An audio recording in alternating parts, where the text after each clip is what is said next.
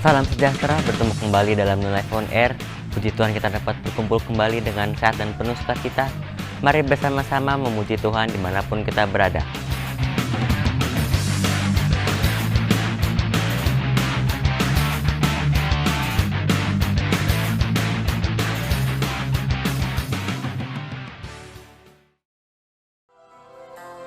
Shalom saudara, seperti Bapa yang selalu menyayangi anak-anaknya, terlebih lagi Bapa kita yang ada di surga pasti menyayangi kita. Amin.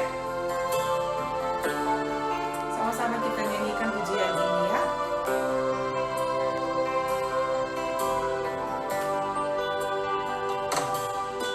Bapa, besar sungguh kasih setiamu, nyata sungguh perlindunganmu, tak satu kuasa mampu pisahkan aku dari kasih-Mu. Bapa, ajarku selalu hormati-Mu, ajarku turut perintah-Mu, berikan ku hati untuk menyembah-Mu dan bersyukur setiap waktu.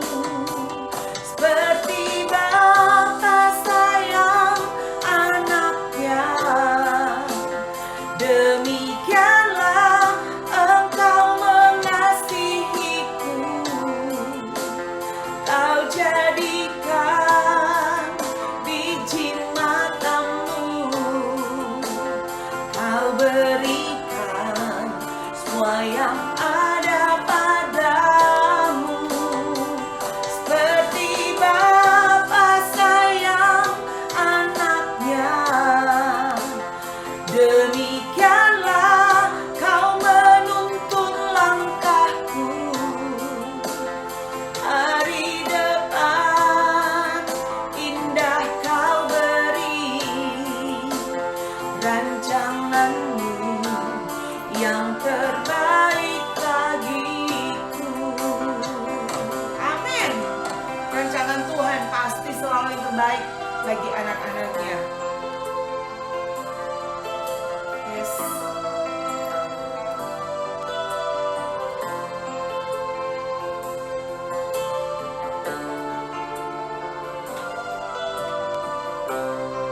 Sama-sama kita nyanyikan. Bapa, ajarku selalu hormati-Mu, ajarku turut perintah-Mu, berikan ku hati untuk menyembah-Mu dan bersyukur setiap waktu. Seperti Bapa sayang anaknya, demikianlah Engkau mengasihiku. Kau jadikan biji matamu, Kau berikan semua yang ada padamu. Seperti Bapa sayang anaknya, demikianlah Kau menuntun langkahku. Hari depan indah Kau beri, rancangan-Mu yang terbaik bagiku.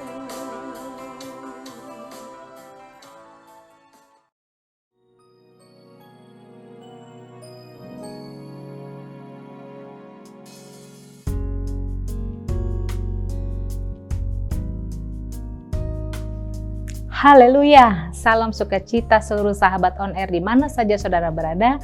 Salam sukacita dan sehat selalu bagi kita semua yang percaya kepada Tuhan Yesus Kristus. Mari kita renungkan firman Tuhan yang diambil dari kitab Matius pasal yang ke-8 ayat 1 sampai dengan 4 tentang bagaimana Yesus menyembuhkan seorang sakit kusta. Mari kita baca bersama-sama saudara. Setelah Yesus turun dari bukit, orang banyak berbondong-bondong mengikuti dia. Maka datanglah seorang yang sakit kusta kepadanya, lalu sujud menyembah dia dan berkata, "Tuan, jika Tuan mau, Tuan dapat mentahirkan aku." Lalu Yesus mengulurkan tangannya, menjamah orang itu dan berkata, "Aku mau, jadilah engkau tahir." Seketika itu juga tahirlah orang itu daripada kustanya.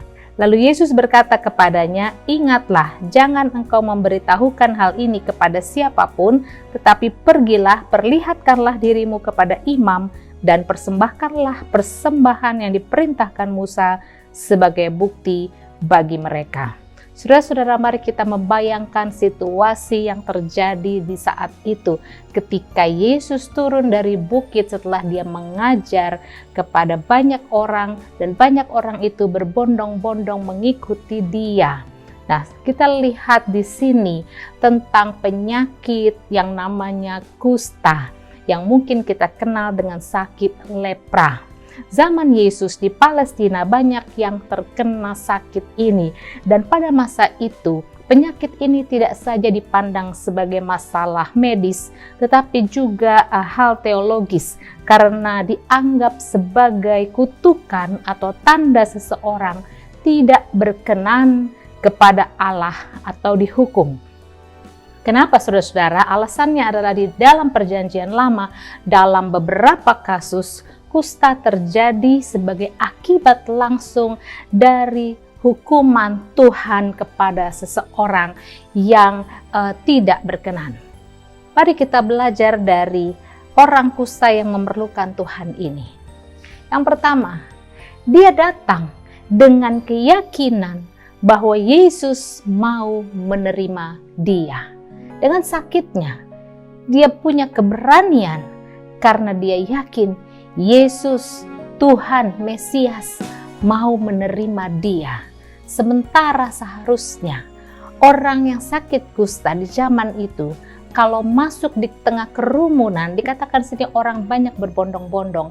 Kalau masuk di tengah orang banyak, dia harus berteriak-teriak, saya najis, supaya semua orang minggir dan tidak tertular. Tetapi dia dengan keberanian, dia tidak takut dikucilkan oleh orang banyak. Dia berani karena dia tahu Yesus mau menerima dia. Dan benar saudara-saudara, dia datang dan dia berteriak, "Tuhan, kalau engkau mau, engkau dapat mentahirkan aku." Yang kedua, kita belajar. Selain dia datang dengan keyakinan bahwa Yesus mau menerima dia, dia datang dengan penghormatan tinggi kepada Yesus. Ayat 2 mengatakan, "Maka datanglah seorang yang sakit kusta ini kepada Yesus, lalu sujud menyembah Yesus." Selain dia percaya Yesus Mesias, selain dia percaya Yesus mau menerima dia menunjukkan sikap penghormatan setinggi-tingginya kepada Tuhan. Dia sujud menyembah. Sikap hatinya yang menghormati Tuhan diwujudkan dengan sikap bahasa tubuhnya. Kita lihat Yohanes 5 ayat 23 mengajarkan, supaya semua orang menghormati anak sama seperti mereka menghormati Bapa. Barang siapa tidak menghormati anak, ia juga tidak menghormati Bapa yang mengutus dia. Banyak orang percaya kepada Yesus, tetapi kurang menghormati Tuhan Yesus. Baik lewat sikap bahasa tubuhnya atau cara bagaimana seseorang itu hidup. Saudara-saudara, kita beribadah kepada Tuhan, baik pada waktu kita masih bebas berada di gedung gereja atau kita berada di rumah, kita beribadah secara online. Apakah bahasa tubuh kita, apakah sikap penghormatan kita sama tingginya memberi penghormatan kepada Tuhan. Saya dan saudara butuh mujizat. Mari kita belajar dari orang kusta yang butuh mujizat dalam hidupnya ini. Dia memberikan penghormatan kepada Tuhan.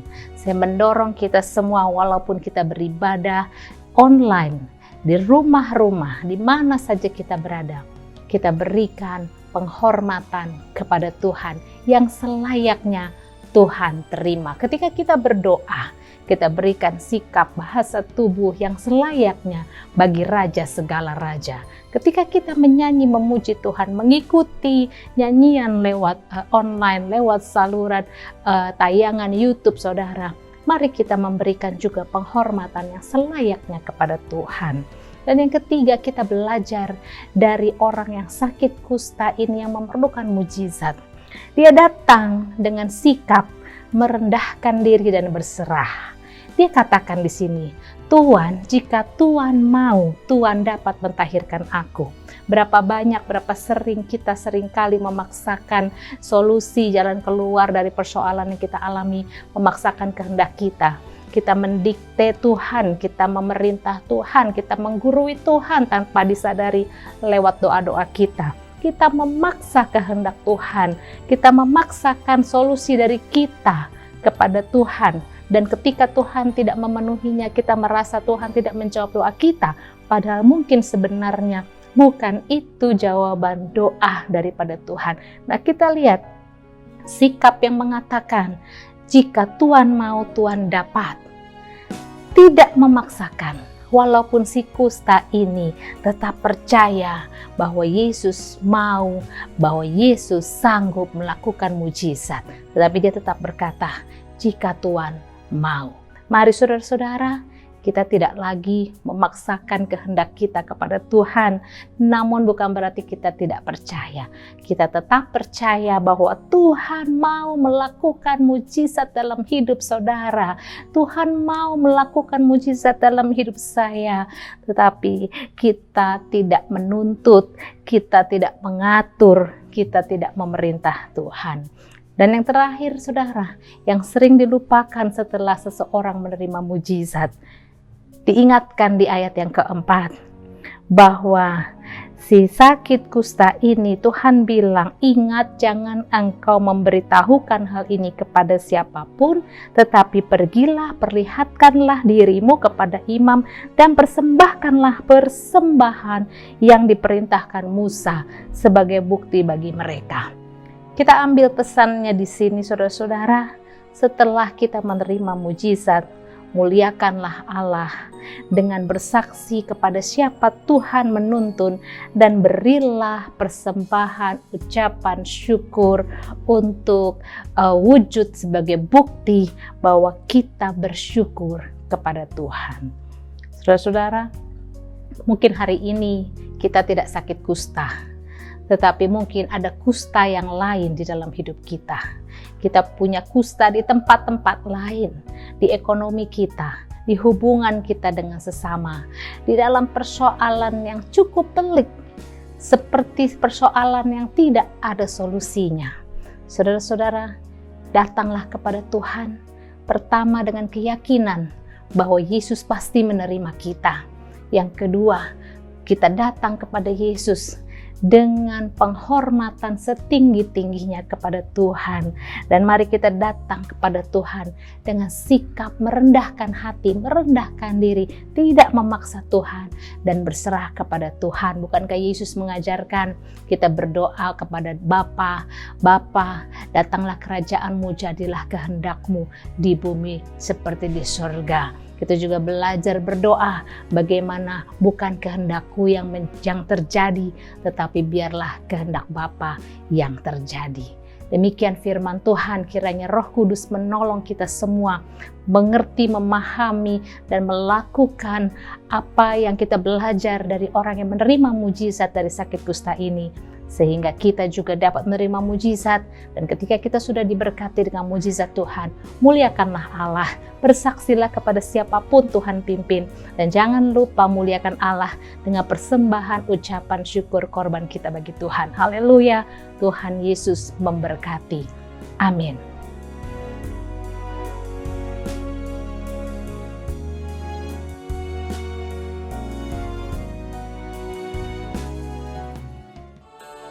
Saudara, banyak peristiwa yang kita tidak pernah tahu, bahkan masa depan kita tidak pernah tahu. Kita tidak pernah melihat apa yang akan terjadi pada masa depan kita. Tapi satu hal yang kita selalu percaya, bahwa Tuhan selalu merancangkan hal yang baik bagi kita anak-anaknya. Amin. Sama-sama kita nyanyikan pujian ini. Ku sadar tak semua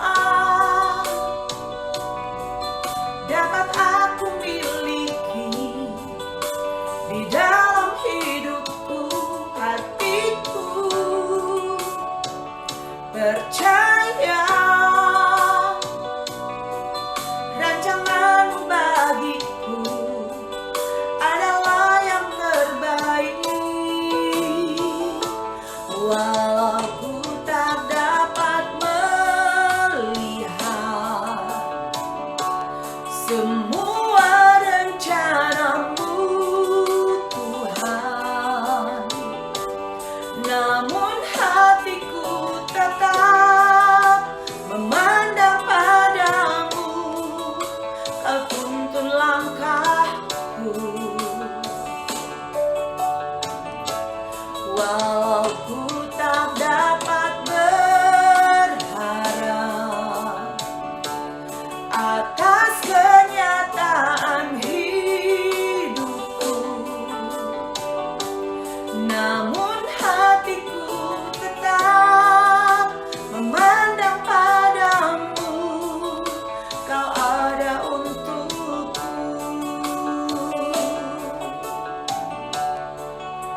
Benar, ketika kita percaya Tuhan selalu ada, kita akan melihat perbuatan-perbuatan Tuhan, rancangan Tuhan yang indah bagi kita semua.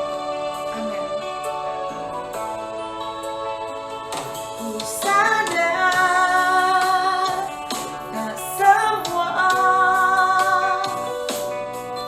dapat aku miliki di dalam hidupku, hatiku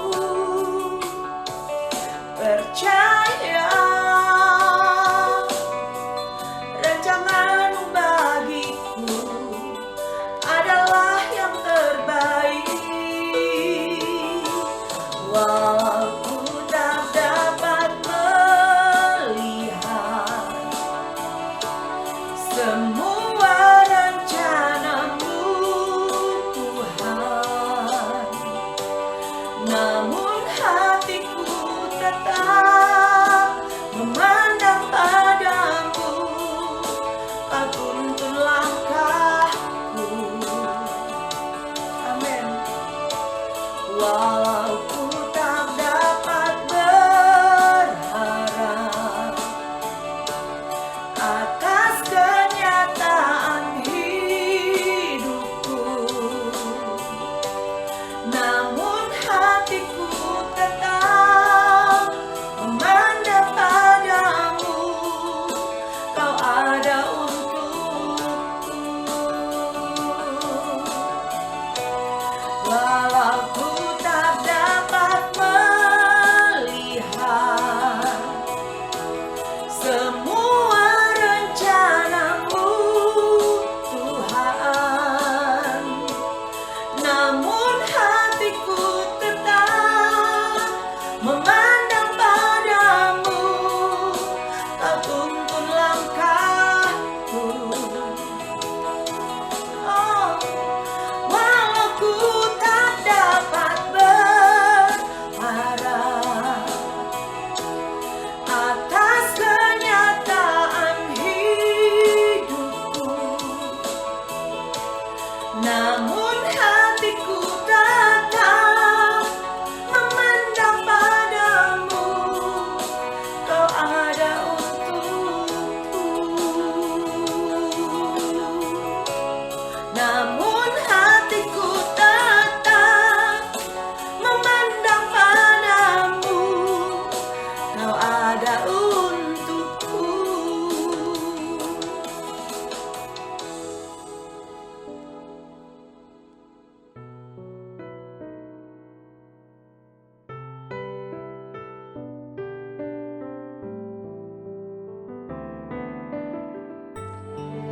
Allah Bapa di surga, kami bersyukur atas ibadah New Life on Air ini. Biarlah melalui program ini, setiap orang yang mempunyai persoalan, beban-beban yang berat, sakit penyakit, kiranya menemukan jawaban dan kesembuhan di dalam Tuhan Yesus. Kami berdoa bagi bangsa kami Indonesia. Tuhan pimpin pemerintah kami agar setiap kebijakan yang diambil selalu yang terbaik bagi bangsa ini. Biarlah damai sejahtera Allah terus ada atas bangsa kami. Kami bawa kepadamu Tuhan wabah pandemi COVID-19 yang masih melanda dunia. Tuhan tolong para pemimpin negara dan tenaga kesehatan dalam mengatasi pandemi ini. Kiranya masyarakat mau bekerja sama dan disiplin mengikuti protokol kesehatan yang ditetapkan. Tuhan tolong juga program vaksinasi yang sedang berjalan. Kiranya Tuhan beri kelancaran. Kami juga berdoa agar perekonomian dan sektor-sektor yang terdampak pandemi dapat segera mengalami pemulihan. Berkatilah gembala sidang GSJA New Life dan seluruh gembala-gembala sidang, para hamba-hamba Tuhan, gereja di Indonesia agar diberikan hikmat dan perlindungan Tuhan dalam mengerjakan amanat agung Tuhan Yesus. Kami percaya penyertaan-Mu sempurna dan segala kebutuhan mereka akan selalu Tuhan cukupkan.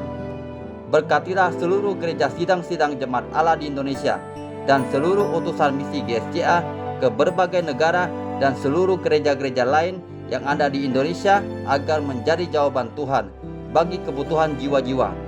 Kami bersyukur atas penuaian jiwa-jiwa yang terus terjadi. Biarlah setiap jiwa ini terus mengalami pertumbuhan dan memenangkan jiwa-jiwa lebih banyak lagi. Dalam nama Tuhan Yesus kami berdoa. Amin.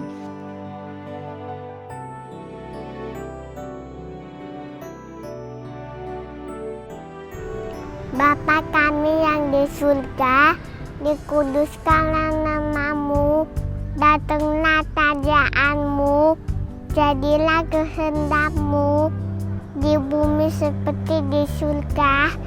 Berikanlah kami pada hari ini makanan kami secukupnya, dan ampunilah kami akan kesalahan kami, seperti kami juga mengampuni orang yang bersalah kepada kami, dan janganlah bawa kami ke dalam pencobaan, tetapi lepaskanlah kami daripada yang jahat, karena Engkaulah yang punya kerajaan dan kuasa dan kemuliaan sampai selama-lamanya. Amin. Saudara-saudara yang terkasih, terimalah berkat Tuhan. Tuhan memberkati engkau dan melindungi engkau. Tuhan menyinari engkau dengan wajah-Nya dan memberi engkau kasih karunia. Tuhan menghadapkan wajah-Nya kepadamu dan memberi engkau damai sejahtera. Amin.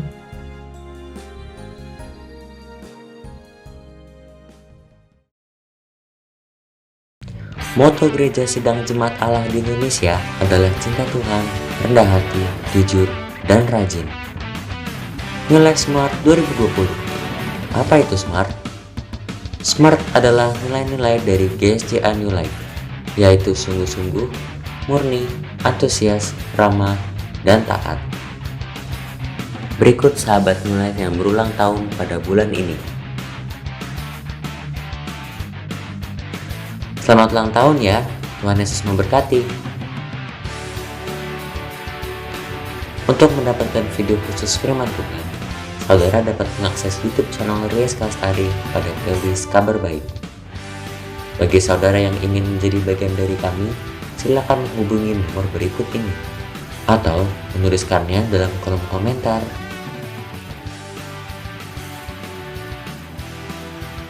Jika saudara diberkati dan ingin memberikan persembahan atau menabur, dapat melalui rekening berikut ini. Follow Instagram kami di @GSJA_NewLife, subscribe channel ini dan nyalakan loncengnya agar saudara tidak ketinggalan New Life on Air berikutnya. Bagikan video ini agar menjadi berkat. Tuhan Yesus memberkati.